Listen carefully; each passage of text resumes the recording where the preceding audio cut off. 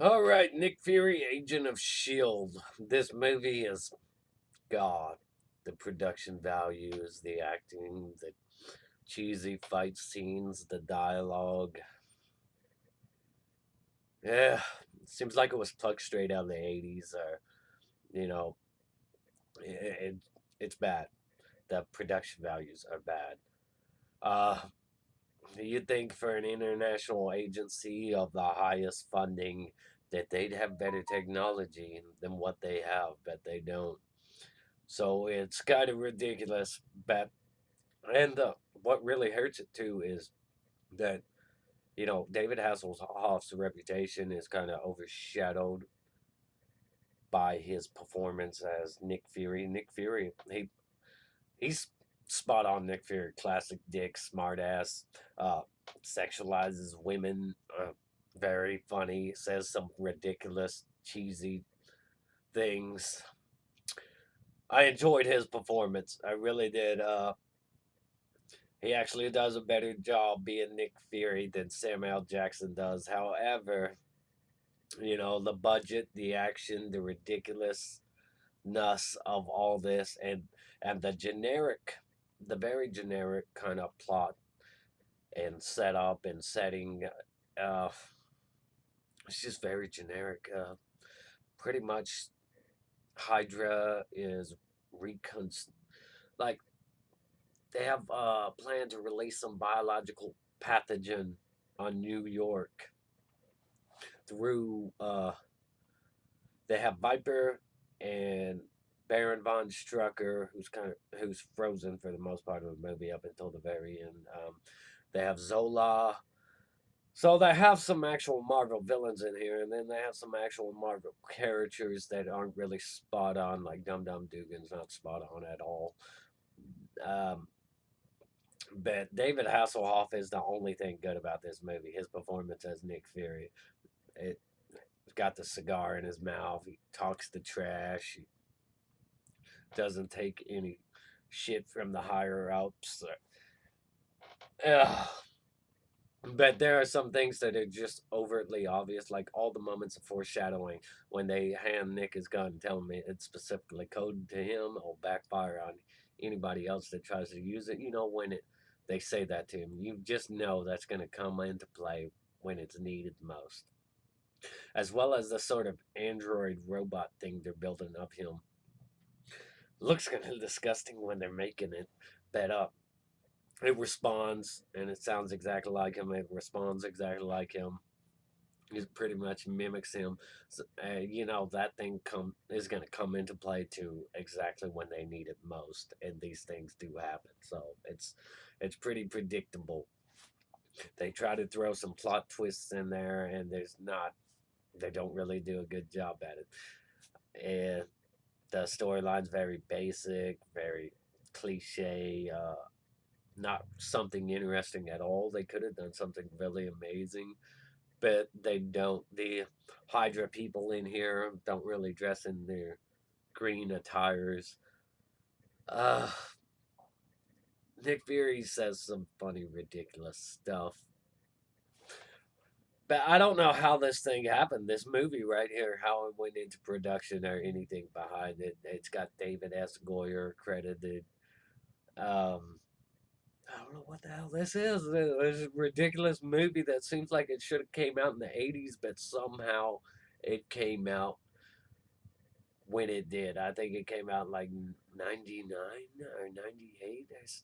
I don't know. I can't remember exactly, but I'd have to look that up. However, it's very behind in terms of like the technology, the production, everything in it. It's just Jesus God. Uh, the one thing I have to say is from the moment you're introduced to Nick Fury, it's just cringeworthy, cheesy, it's ridiculous, and you're like, what the hell? Because he's in the Yukon and he's in some kind of mining tunnel for some reason. I guess he lives there, off the grid or something. I don't know, but you hear a helicopter in the distance, and he sees somebody at the end of the tunnel, and he goes running out at him and just attacks him. Like, I think he kicked him in the balls and just started punching him, and it turned out to be a friendly agent. And that was just, God, bad introduction. But they actually it actually gets a little bit better after that, because, like I said, his performance is very much how Nick Fury should be. The Samuel Jackson he comes off better than the Samuel Jackson version as Nick Fury. And it's not just because he's white. Uh, and I do prefer classic white Nick Fury. It's not just because he's white though, but it's because he's such a dick. He has no respect for the authority around him. He smokes his cigars. He just makes sexual comments to women, and he comes off dickish to everybody else. And I just found it very, very Nick Fury. So, uh, unfortunately, like I said, you know, David Hasselhoff's reputation kind of affects any role he chooses to take on. Oh, but this very bad quality, very bad production values, very, very low budget, very low budget. But Nick Fury's a man's man, and he comes off pretty hardcore in here, despite all the cheesy, ridiculous action and dumb stunts and just bad, bad quality of the film. Uh, would have helped that they had a better story, something more inventive, something more creative. There's really not a lot to say about this. The runtime of this film's like an hour and 30 minutes long. Uh, anytime a aircraft is on scene, like anytime an aircraft shows up in the movie, you can tell it's just so fake. They do go all out with like showing the shield helicarriers, um, but it's just so fake. You could tell it's so fake. There's a lot of stuff in here that's just, and I guess everybody else does a fair job. Well, somewhat a fair job in terms of how they're acting in this movie, but David Hasselhoff's the only thing that really didn't like. Oh no, he did a decent job. I'll give him credit. I'll give him that credit. But this film is ridiculous, and all the lines and the acting and all that other stuff. It's pretty bad, almost from everybody else. Just god awful. But enjoyable, cheesy flick because David Hasselhoff. It does get boring when he's not on screen. It is very boring when he's not on screen. Oh. That's all I've got to say about this movie. I don't even know what the hell to rate it. I would like to rate David Hasselhoff's performance as Nick Fury better than Samuel Jackson's, uh, just because he comes off more true to the character in terms of appearance, attitude. It's just, but everything else is bad, very bad. Even sometimes David Hasselhoff himself is very bad. This movie should have been made in the 80s. I don't know what the hell anybody was thinking when they went into this thing. It was a straight to TV movie though. I don't know why they wanted to make it. What's the motivation behind it? What they thought the payoff would be?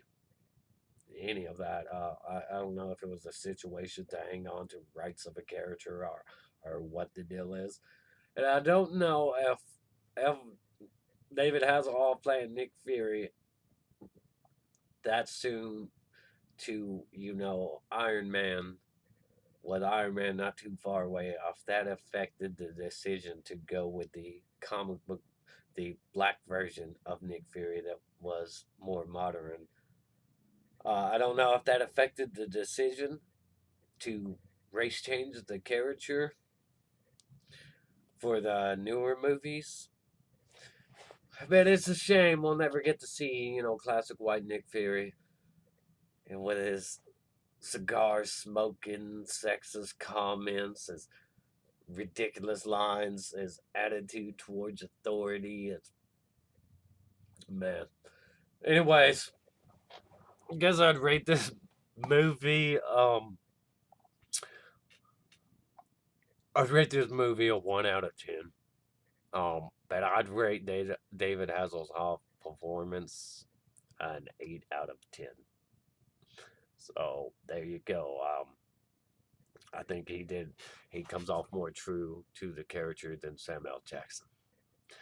Even though I think Samuel Jackson does a good job. But I never liked race changing characters and all that. I would like to see a white Nick Fury in some form of live action.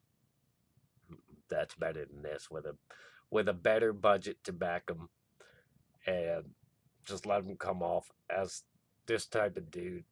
Seriously. Uh anyways, 1 out of 10. Like, subscribe, comment. Uh Stay awesome. We're all gone.